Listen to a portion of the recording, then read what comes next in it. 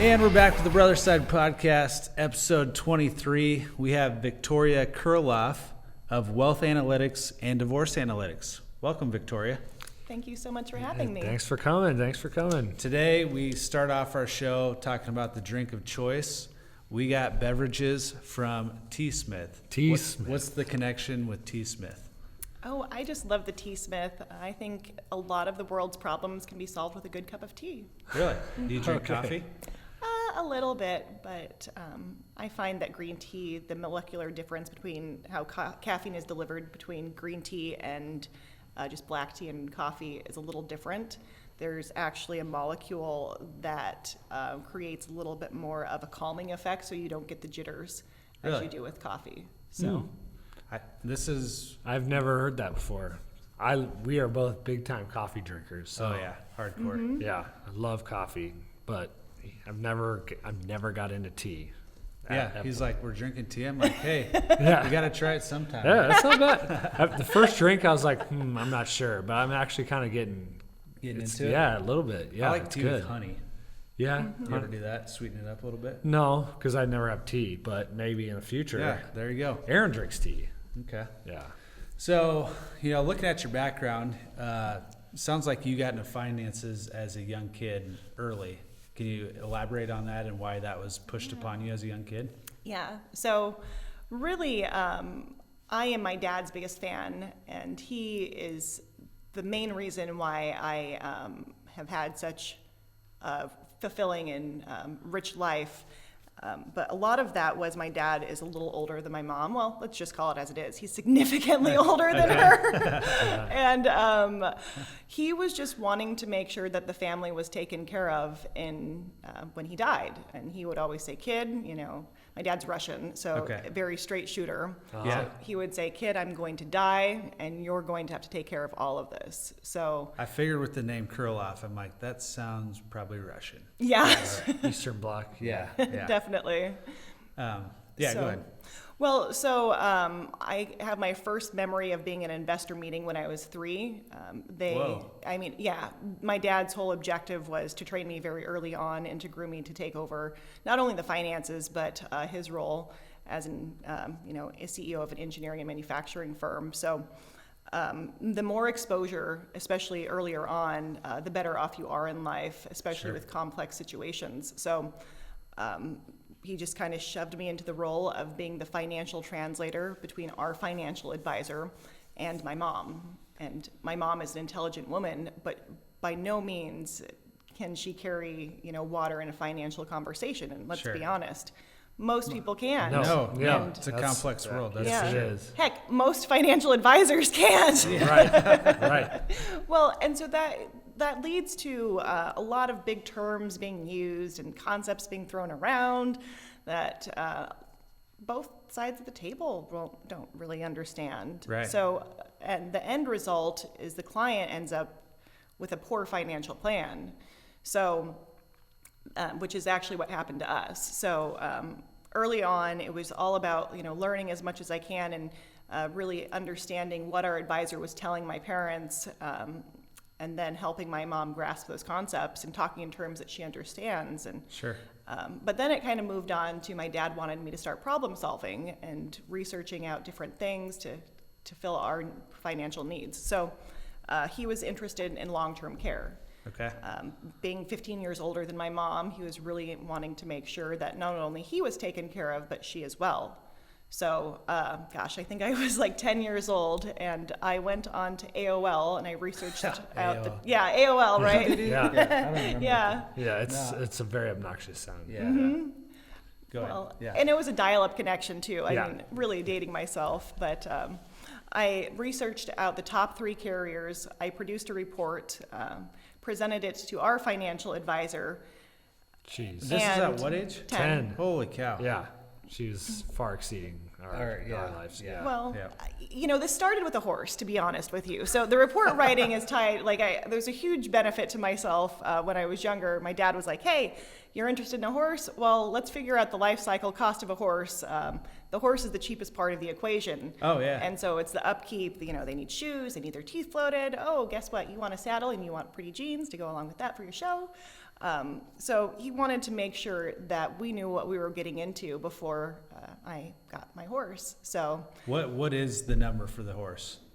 The magical number? Because my wife, she's talked about getting a horse at some point, and you're right, the horse is the cheapest part. Mm-hmm. Is there a magic number where it's like the lifetime of a horse costs you $75,000 or something? Oh no. It's more? Oh, it can really vary. Does your horse how do you use your horse? Yeah, I suppose if you're racing it, and if it's just a horse in a stable at my house and we just casually ride it. When did you get a stable? Well, yeah, we're working. You've on it. changed. We're working. On it. I don't know you as haven't well as talked I to me in a thought. week. Yeah, no kidding. But no, if you had just like a horse casually at your house, what do you think that would run over the? Well, you have to provide it hay, grain, veterinary bills. If your horse goes through a fence, well, that's going to cost money. Sure. They also are like mobile creatures, so their wounds don't heal normally. They can get proud flesh, all sorts of things. So it's not as straightforward as owning a dog that you can kind of control their space. Horses are prey animals, so the moment they get a little flighty, well, you've also increased their anxiety has increased, which might cause an additional cost if they have something occur while in that agitated state. So you can really rack up the expenses quickly. So the other question I would have is, what do you plan on doing with the horse? That's a good question. I'm just trying to build this up for my wife when she listens as to why we shouldn't get a horse. Yeah, at just some all the point. reasons. Yeah. You're building the You're building the argument. case. Oh, Yeah. gosh. Yes. Well, I'm not going to tell you Yeah. any more Yeah. then. Yeah. I think she should get a horse, maybe two. 2 horses. Yeah, well- So back to the, yeah. we kind of went off on a tangent there, but as a 10-year-old, you're learning, finances and helping your dad. So let's kind of dive back into that. Yeah, so he wanted long-term care. He thought it was the smart thing to do. So I produced the report. I sat down with our advisor, and I don't want to say he laughed me out of the room, but it was quite obvious that he was not interested in what I had to say and what the report had to say. He said, you guys have enough money, you can self-insure. And my parents are very, very well off, but by no means do they have enough money to self-insure, I later realized. Yeah.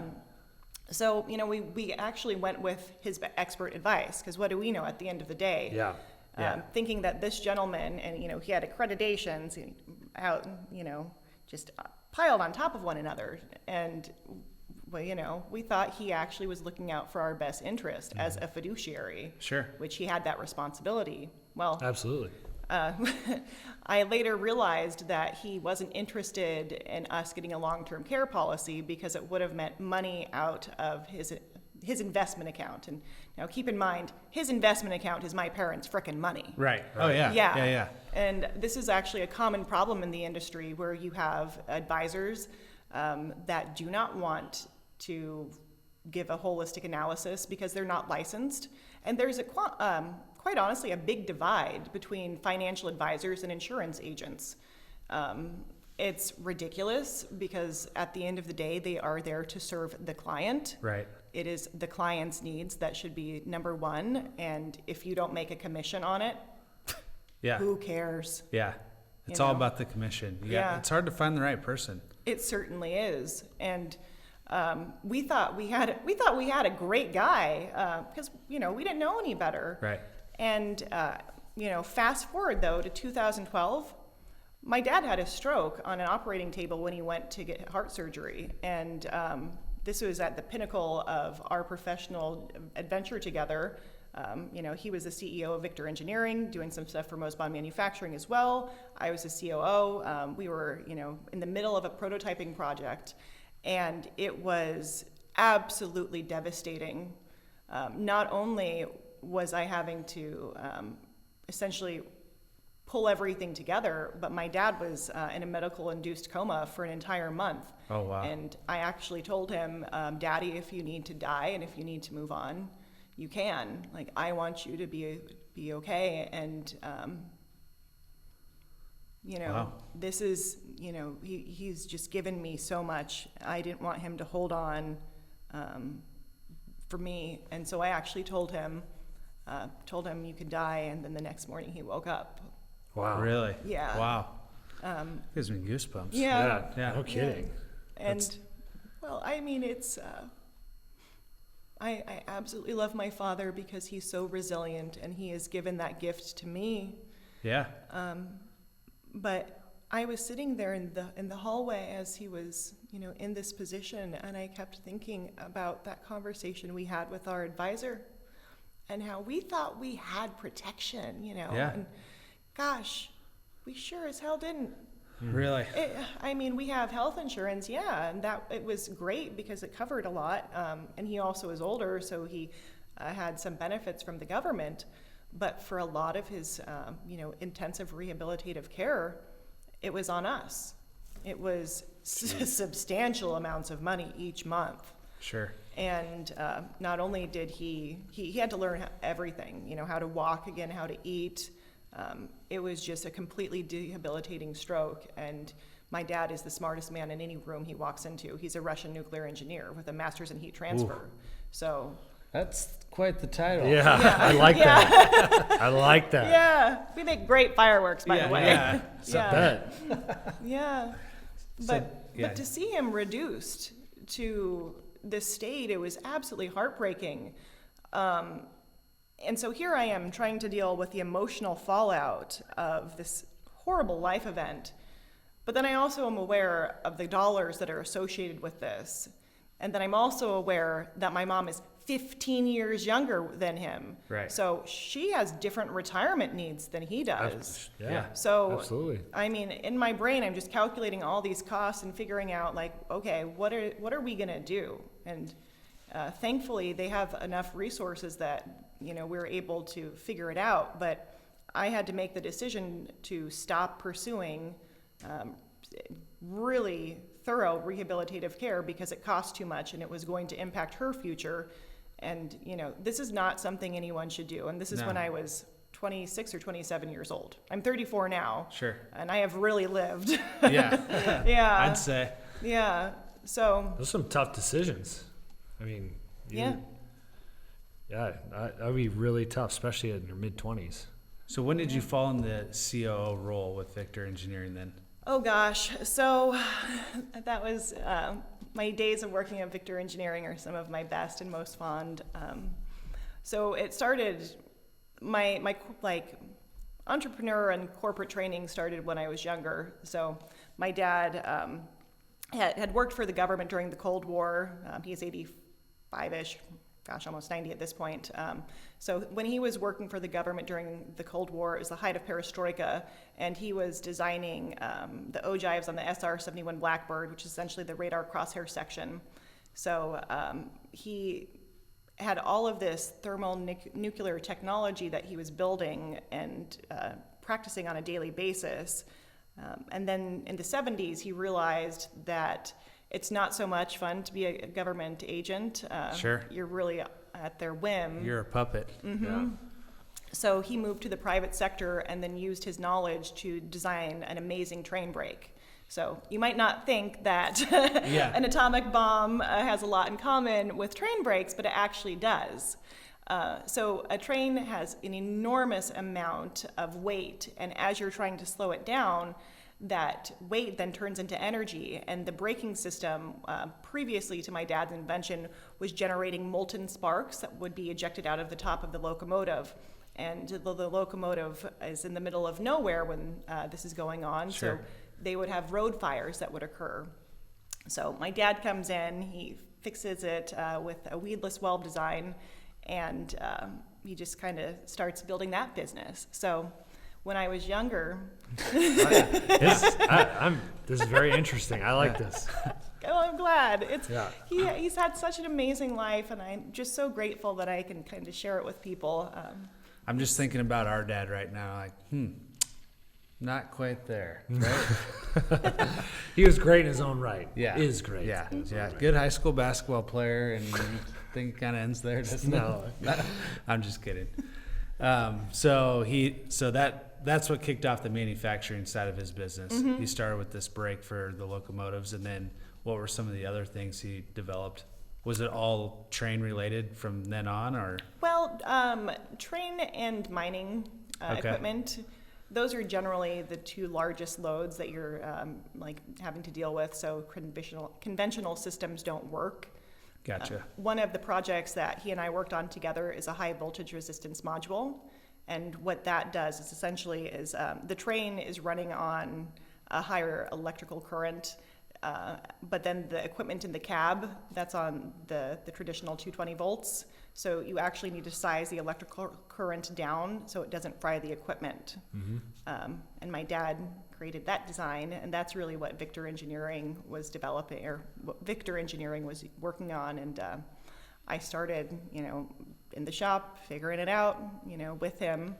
And it was just a phenomenal experience. We produced over 10,000 of those products and had a 0% failure rate. Wow. That's impressive. Yeah. So do you have an engineering background yourself then? Well, I am not. I'm a business woman. Okay. But growing up with a nuclear engineer, I kind of feel you like learn a lot. Yeah. Did you kind of were you more geared, like going through school to like math and science then, just because of your upbringing? Yes, very much so. Dad always said, though, Victoria, you're going to be the businesswoman. This is what's going to happen, and that's what did. Yeah. Yeah, I mean, I'm impressed. I'm still thinking about you as a 10-year-old presenting to a financial advisor. Yeah. I mean, Oh. at 10 years old, I'm thinking about, Mountain Dew and Cheetos. Like, I'm not thinking about a presentation. I would be so nervous as a 10-year-old. Or you're not even old enough to understand to be nervous. Yeah, Like, I mean, you don't even know what environment you're in, Well, he was always pushing me, though, to not be afraid to talk to men. A lot of the training I had with him was he would just kind of throw me to the wolves. And obviously I had an 800-pound gorilla in the room with me, so Right. I wasn't all alone, but he wanted me to get that experience. So I was 16 years old, and I was going and giving Mind Bosses presentations with him. So earlier in my life, my mom and I would join him for about 6 months out of the year. He would be traveling around. We ended up in Nebraska because of the diesel shop. That's how he met my mom out in North Platte. okay. Oh, okay. And then we settled in Lincoln, which has the Love Library, which is how he would access engineering information before the internet. So, Yeah. The interwebs changed it all. yeah. I can't imagine going back to that. I know. Going to the libraries to find everything. Yeah, I mean, how do people even find information without Google? Yeah. Google it. Dewey Decimal System, Yeah, huh? yeah. Oh, I mean, I know I used it at one point, but now I don't think I could. Are you the only sibling then? I'm the only child, Only yes. child. Okay. Yeah. I was gonna say, there's a lot of sound like pressure on you and no one else, in the background. So then you went to UNO. Yeah. Well, so I have an interesting college experience. So out of high school, I did 2 years out at Kearney, Okay. and I got to take my horse with me, Buster. That report ended up getting me a horse. So Nice, yeah. nice, very so, nice. Yeah. I'm like, why Heck not? yeah. I'll write it, whatever report you want, Annie, Dad. stop listening. We're not Yeah. getting a horse. unless she's gonna write an extensive report Yes. for you. Right. She might hire me to do that, and Yeah. it'll be SOL. Yeah, right? Yeah, might get two.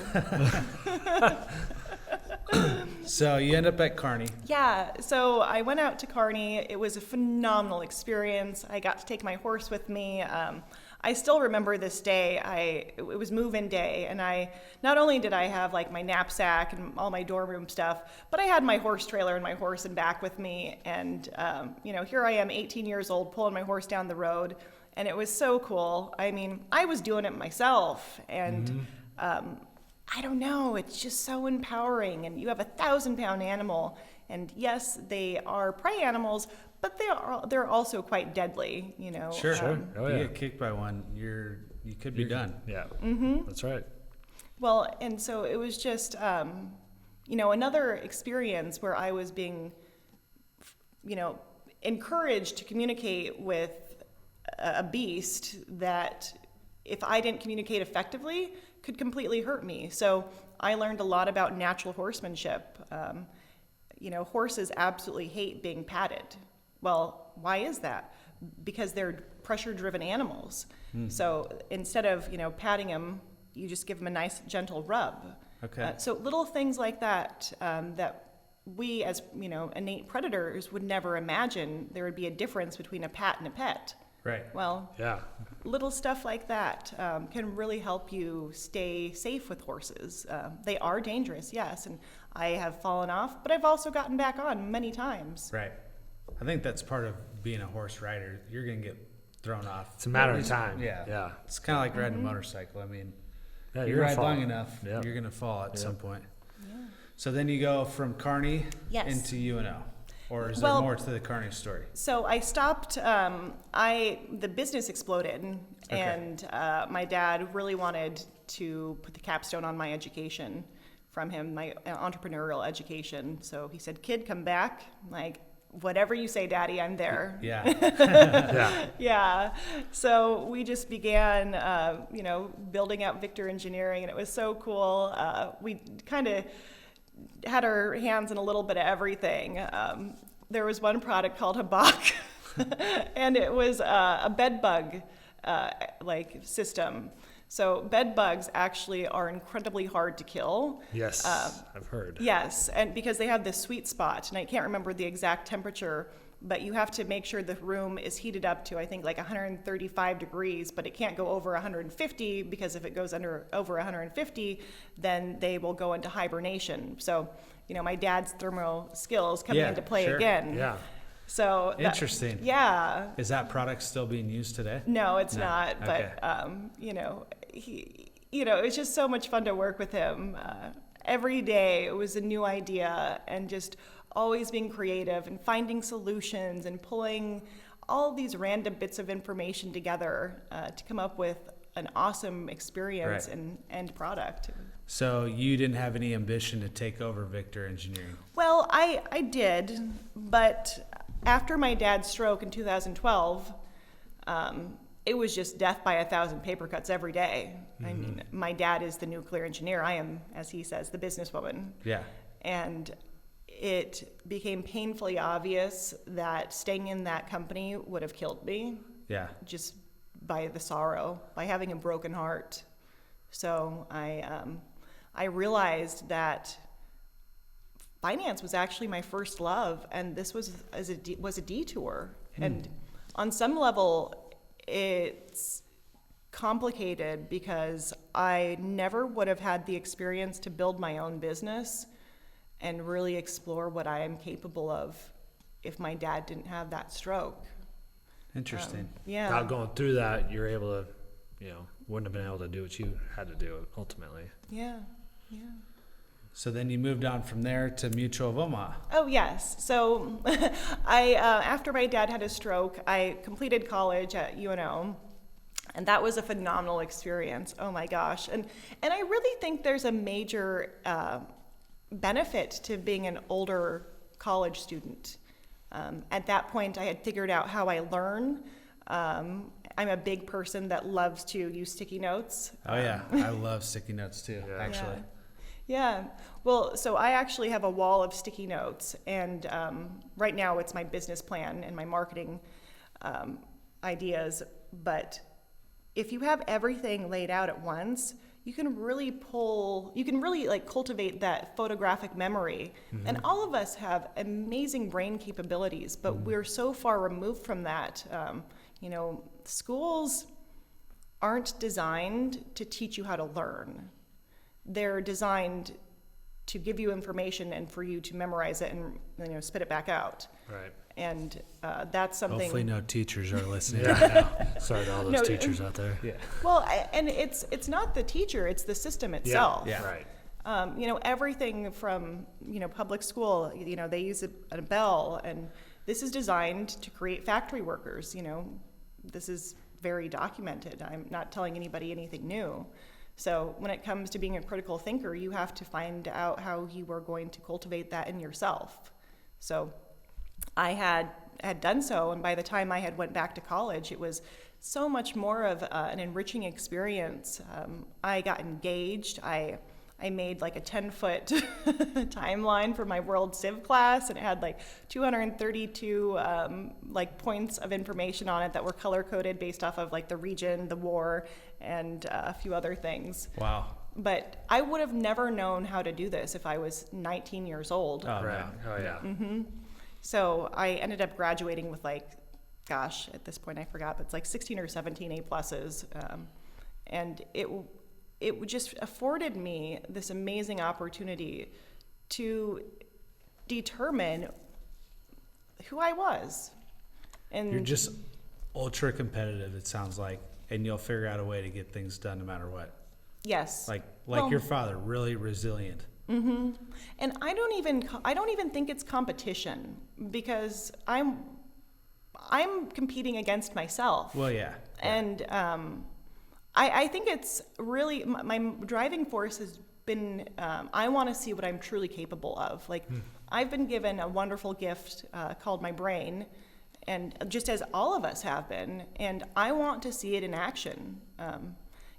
So many things that we're told to do are actually not good for us. And I see this all the time as a financial coach. Consumptive capitalism is a major problem in our society, and it just wreaks devastation on a lot of my clients, and a lot of people in general. Sure. Yeah. Oh yeah. On that note, we're going to take a quick break.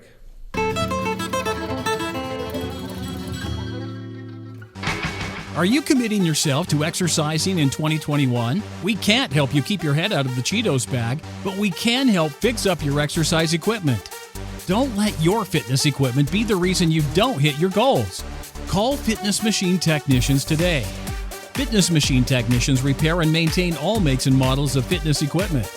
Some of our clients include hotels, apartments, gyms, corporate companies, assisted living, physical therapy, and let's not forget the homeowners. Fitness Machine Technicians keep your equipment fit to keep you fit. Give us a call at 402-871-4735.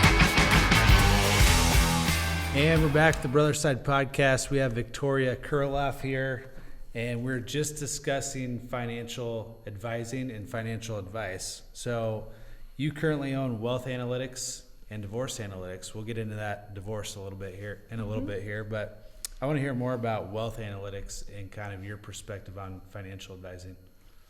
Okay, well, Broad statement. it is. Yeah.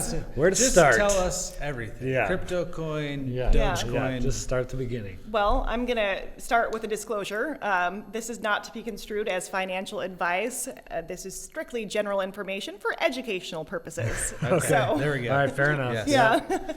So Wealth Analytics is an amazing company that really focuses on the holistic nature that financial strategies are. So it's really important when you are actually looking at someone's life to unturn every single rock. Like in my dad's situation, we had an investment advisor, and like we didn't realize that his sole goal was to keep as much money under his control as possible. So it left my parents with a huge risk. Right. And that risk was actually actualized. So Wealth Analytics, the whole goal is to give a holistic analysis and then to come up with a game plan that addresses all facets of life. And then it was through that experience that I encountered my own separation. I was with Matt for like 10 years. It was getting to be a pretty abusive relationship at the end. And I realized that my reports could actually save me. It all comes full circle. Yes, That's right. yeah.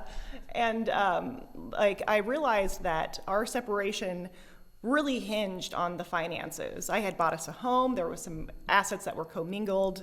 He was getting into my investment accounts. And Damn him. well, Interesting. things that actually are unfortunately pretty common. Yeah.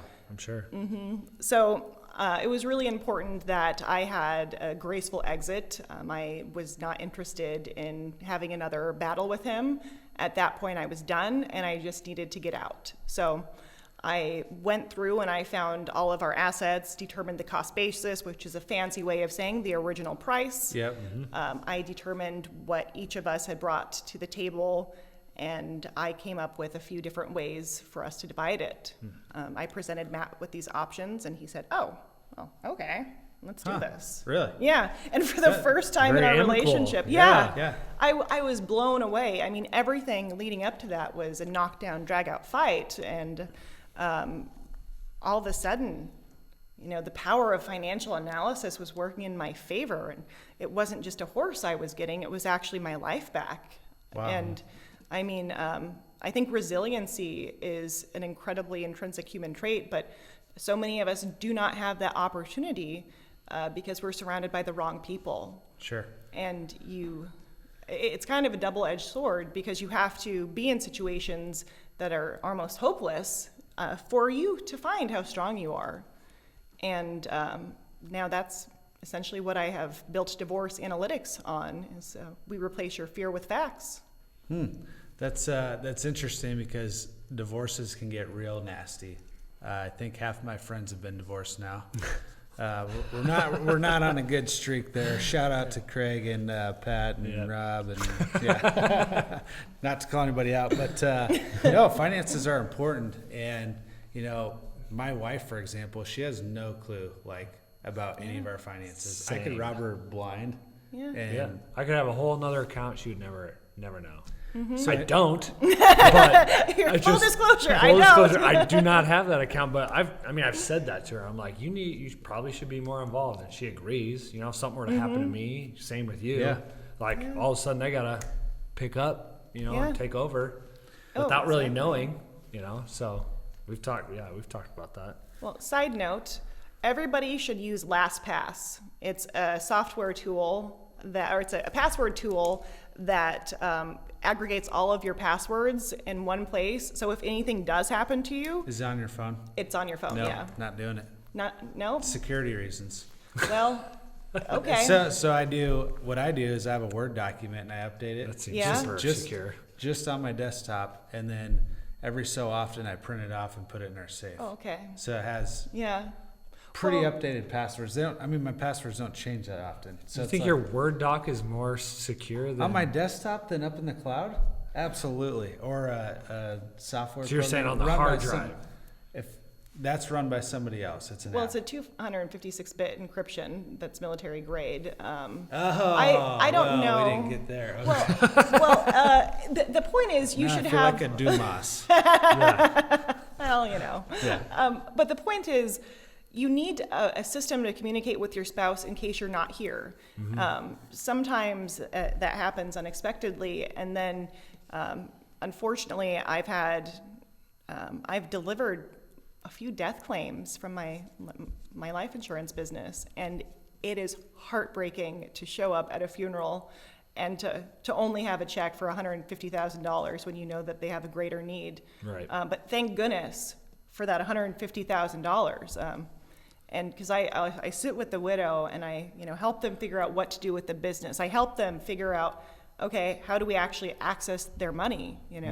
We have continual bills, and before everything kicks off, we need to have the right system in place so your spouse isn't having to deal with not only the emotional fallout, but the very real financial fallout and the paperwork. Right. Yeah, bills don't stop just because someone passed away. Yeah.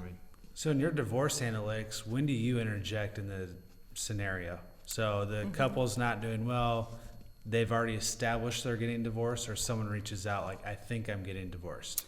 So I am the first person that should be contacted. As a financial neutral, there's multiple ways I can be retained, but really litigation which is what everyone knows is Yeah. the most destructive. And that's where you have two people pitted against each other and they're in the court system. Right. Each Yeah. has their own attorney. And, Attorneys make it worse. Yeah. Yeah. Well, keep in mind, litigation is designed to punish criminals, to persecute and punish criminals. And as much fun as it is to think that your former spouse is a criminal, chances are they're not. So it's important to meet with me because I help them figure out the other options. So I do a lot of mediation and collaborative practice.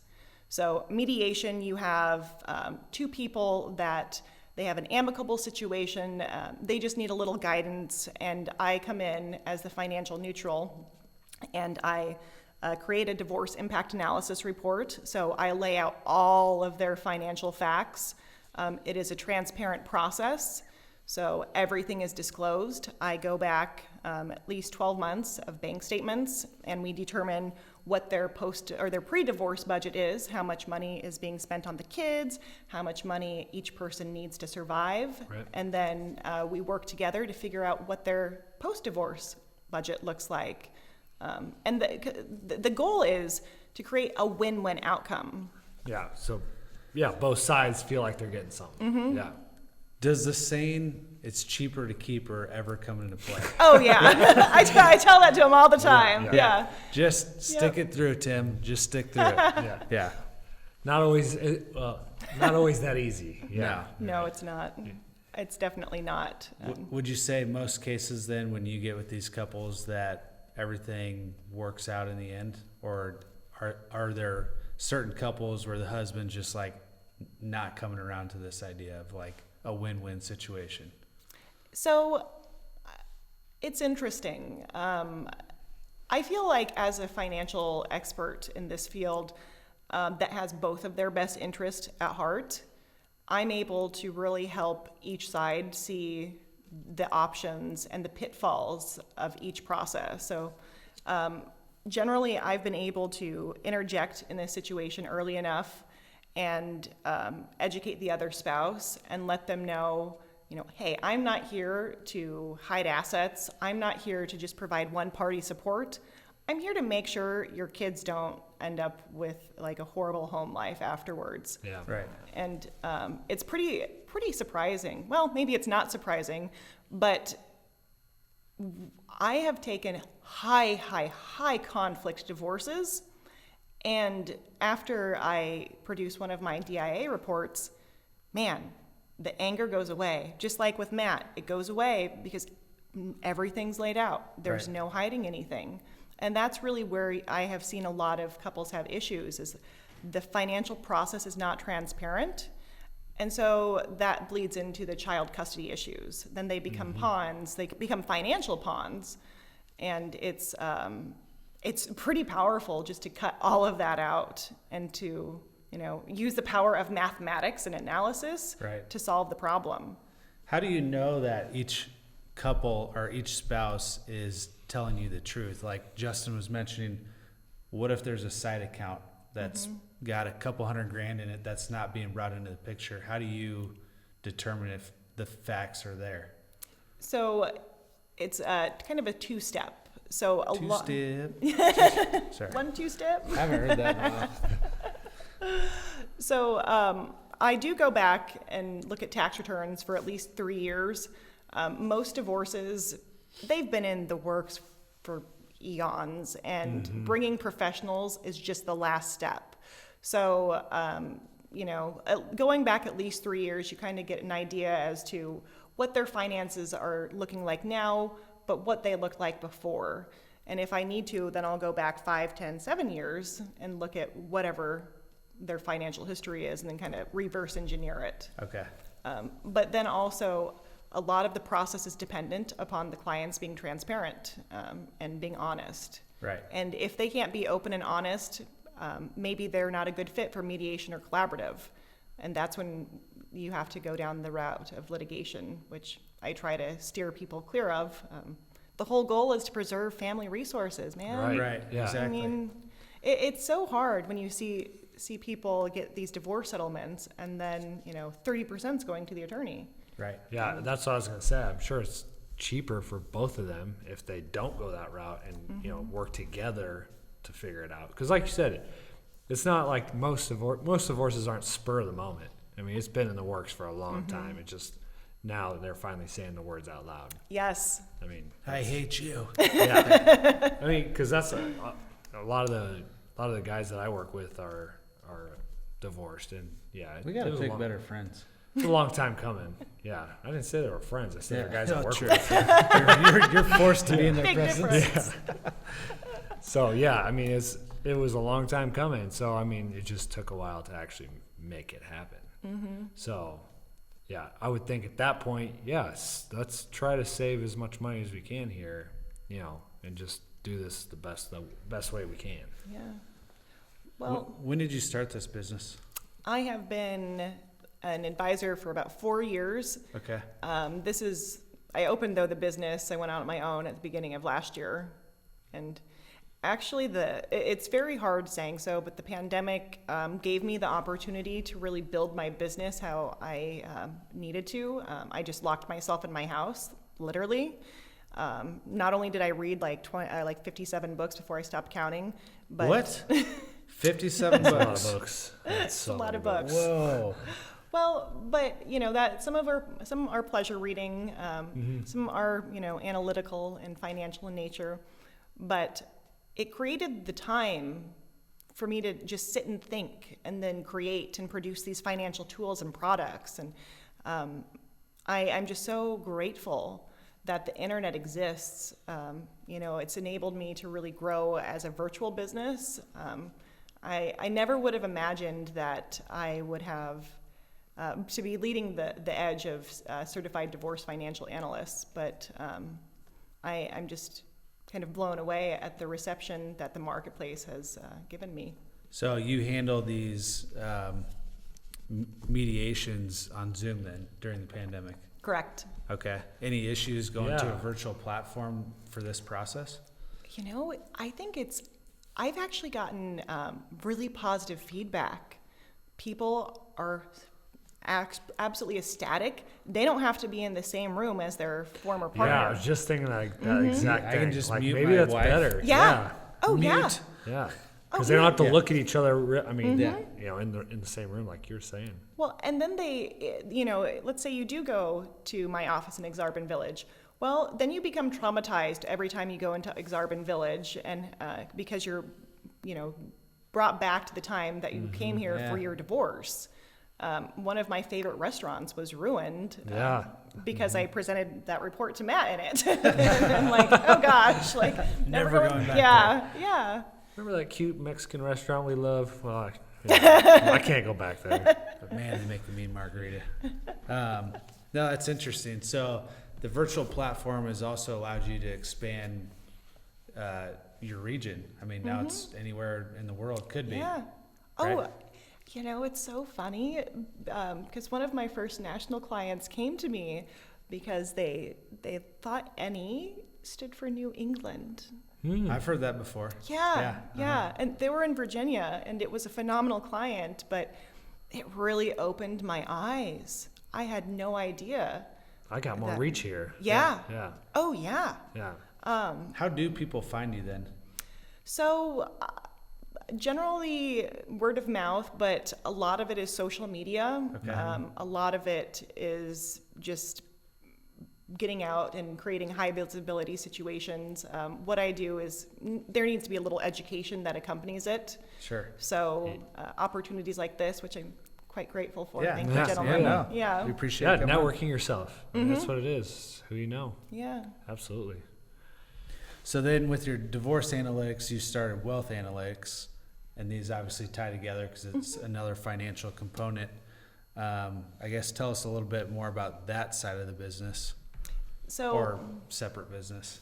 it's kind of interesting because I have a lot of clients come to me through the divorce channel that have financial concerns, and then afterwards they're transferred over to wealth analytics for the financial coaching. And so many people have high incomes but do not have good money management practices in place that it doesn't matter how much money that they make because they just spend all of blow it it. And it's just on like cars and stupid stuff, Yeah. right? Stuff that really has no intrinsic value. Yeah. Materialistic items. Yes. Well, and that's really where I focus a lot on mindful spending. And mindful spending is a money management program that's centered around emotional regulation.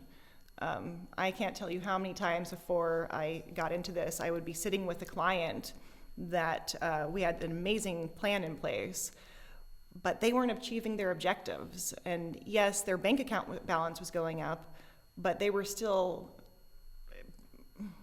stuck in the mud. Right. In a And rut.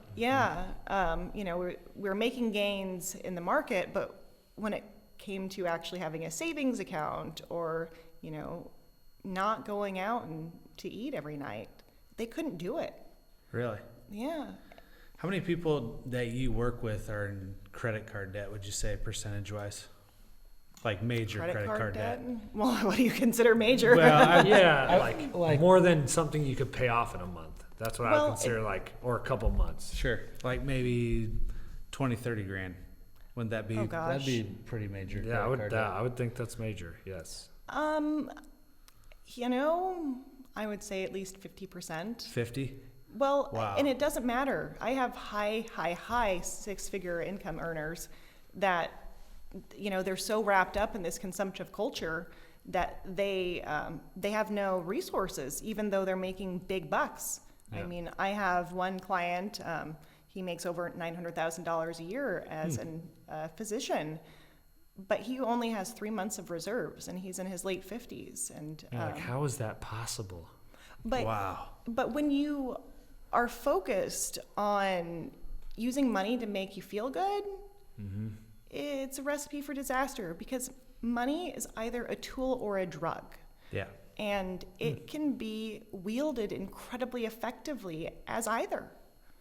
So if you are going and using money as to patch that hole in your heart, you're just going to get a bigger and bigger hole. And kind of the double-edged sword about making a lot of money is you make enough to get yourself in really bad situations. And, Sure.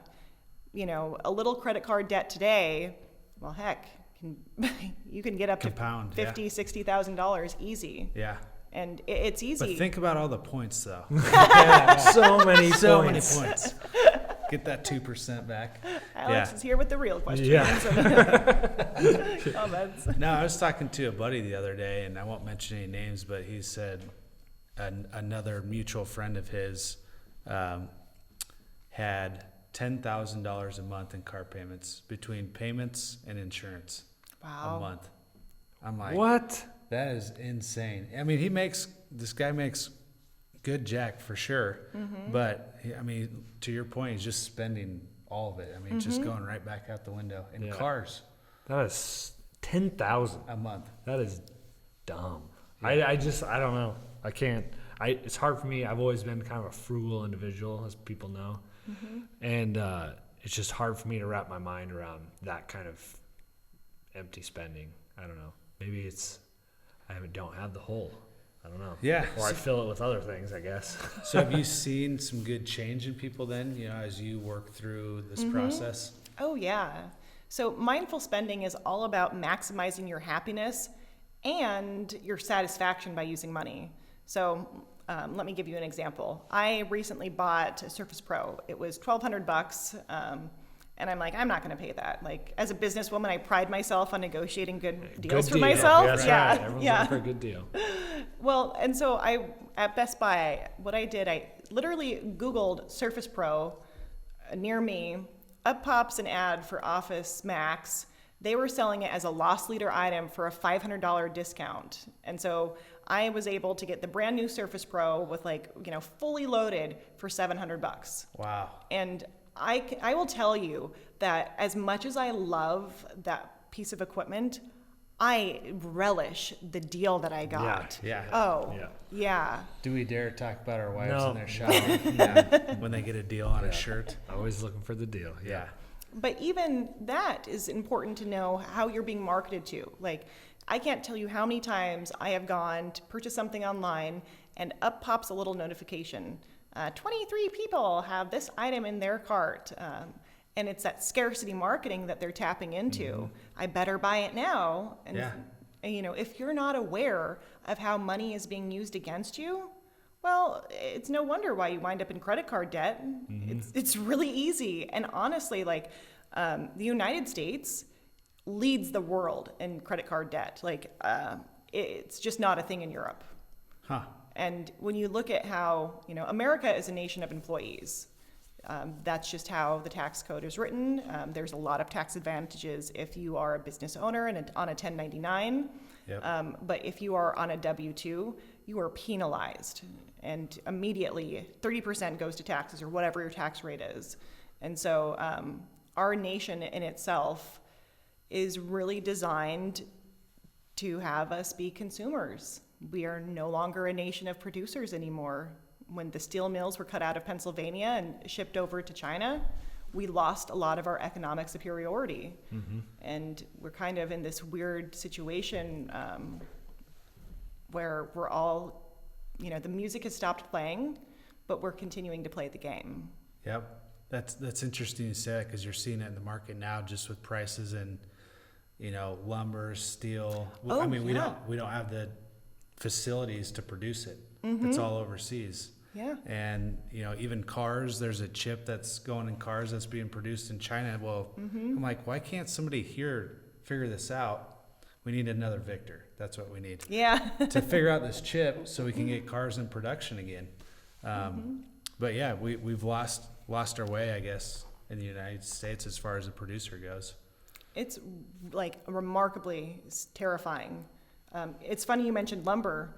I read an article that stated like every new home, their price is actually inflated $38,000 or $36,000 because of the lumber shortage. Yeah.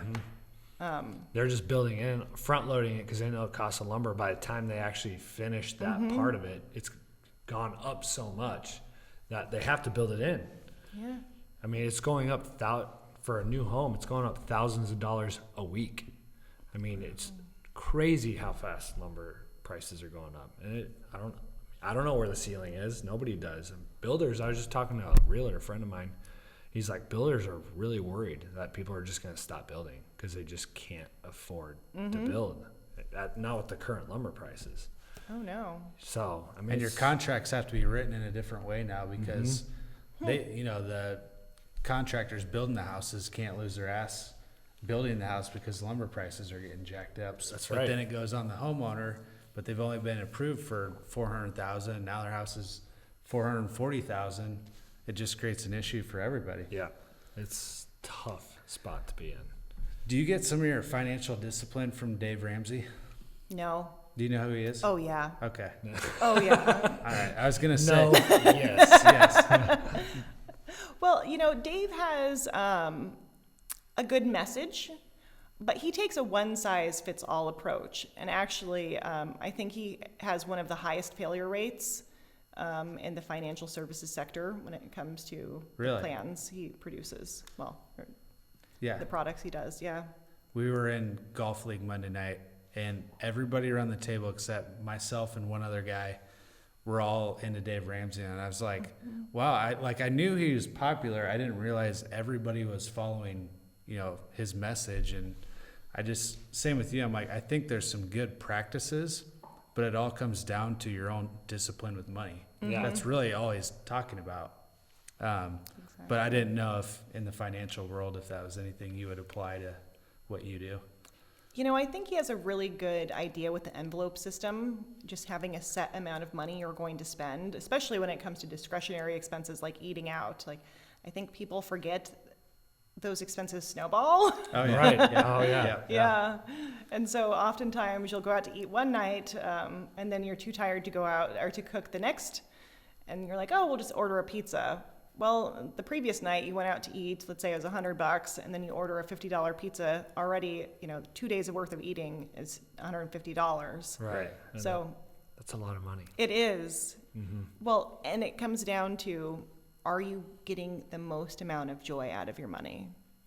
Probably not. Like, probably you're just super tired and you just needed something on the table. And Right. like, that's another issue in itself. But money is a tool. And you slip back into that drug territory when you're not allowing it to work for you, when you are phoning it in, when you're not planning ahead and doing some meal prep. Like, meal prep is not the most fun. Like, Yeah, not glamorous. no, not at all. And I can't tell you how many times I've done meal prep and then I've thrown it out because I just don't want to eat the same thing 3 nights in a row. Right. So I get it. It has to be applicable to you, and it needs to be usable in the end. But the concept is sound, you know. Plan ahead. Yep. Human beings are horrible at it, though. Exactly. Well, we got 1 minute here left, Victoria. What's the message you want to get to our thousands and maybe millions of listeners? Believe in yourself. Okay. You are more capable than you would ever know. That's powerful. Yeah, I like that. Where can we find you on your social media? My Instagram handle is at Victoria Kirilloff. That's spelled Kirilloff. My divorce analytics website is divorceanalytics.com, and at Wealth Analytics, it's mywealthanalytics.com. Awesome. All Find me right. there. Well, we appreciate you coming on today. Thank you so Victoria. much for coming in. Thank Very you for having informative. me. Thank you. Oh, This it's has so been another fun. episode of the Brother Side Podcast. We'll see you next time. See ya.